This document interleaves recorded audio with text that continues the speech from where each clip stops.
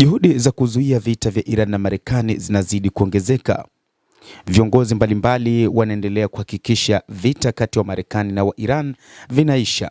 Waziri wa mambo ya ndani wa Iran Eskander Momen amefanya vikao vya ngazi ya juu na wapatanishi wa mzozo kati ya nchi yake na Marekani huko Pakistan, wakati juhudi za diplomasia katika kukomesha vita vipya vya kijeshi kati yao.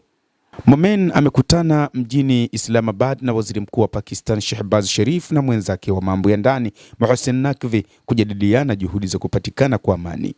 Lakini mazungumzo yale makubwa na muhimu kabisa yalikuwa ni yale aliyofanya na mkuu wa majeshi wa Pakistan Asim Munir, ambaye anatajwa kubeba jukumu kubwa kwenye mazungumzo yaliyozaa makubaliano ya mpito kati ya Marekani na Iran yaliyosainiwa mwezi Juni. Chanzo kimoja cha kidiplomasia kimeliambia shirika la habari la Ujerumani DPA, na hapa na nukuu, Pakistan imeanza tena kubeba jukumu lake la upatanishi ili kuzuia vita hivi visisambae, mwisho kunukuu.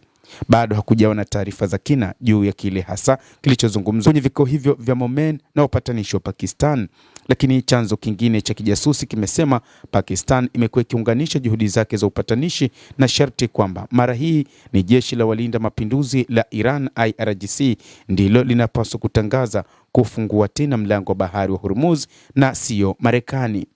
Chanzo hicho kimeongeza kuwa hapana shaka wataheshimu maneno yao ikiwa tu ni wao wenyewe waliotangaza, mwisho kunukuu.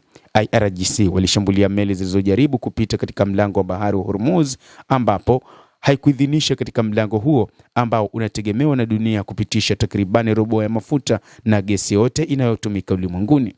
Momen, afisa wa kwanza wa ngazi za juu wa Iran kuitembelea Pakistan tangu makubaliano hayo yalipovunjwa na Marekani kufuatia Rais Donald Trump kuamuru mashambulizi dhidi ya Jamhuri ya Kiislamu ya Iran na kuyatangaza makubaliano hayo kuwa yamekufa mapema mwaka huu. Kwa siku 10 mfululizo Marekani imekuwa ikishambulia Iran kila siku, nayo Jamhuri hiyo ya Kiislamu imekuwa ikijaribu kuzishambulia kambi na shabaha za kijeshi za Marekani katika mataifa ya Ghuba ya Uajemi.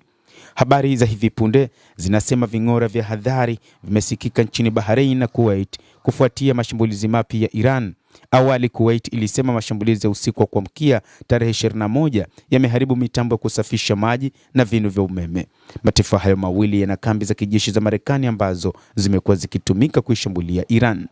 Mbali na mataifa hayo, mgogoro huo unatishia kuitumbukiza pia Saudi Arabia, mshirika muhimu wa Pakistan, baada ya wanamgambo wa Kihouthi wa nchini Yemen kutangaza rasmi mzingiro wa baharini dhidi ya meli za kibiashara za Saudia.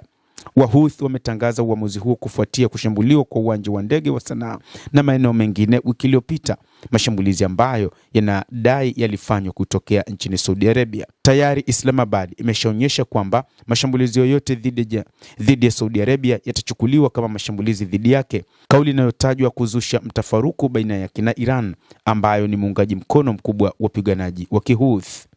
Mtazamaji wa The World News, hayo ndio tulikuwa nayo. Endelea kutufuatilia, lakini ni kusihi usisahau kulike, usisahau kucomment, kadhalika usisahau kusubscribe channel yetu hii ili upate habari hizi kwa mapana kupitia The World News. Mimi ni Adam Hussein, endelea kuwa nasi wakati wote, endelea kutufuatilia ujue nini kinachojiri ulimwenguni.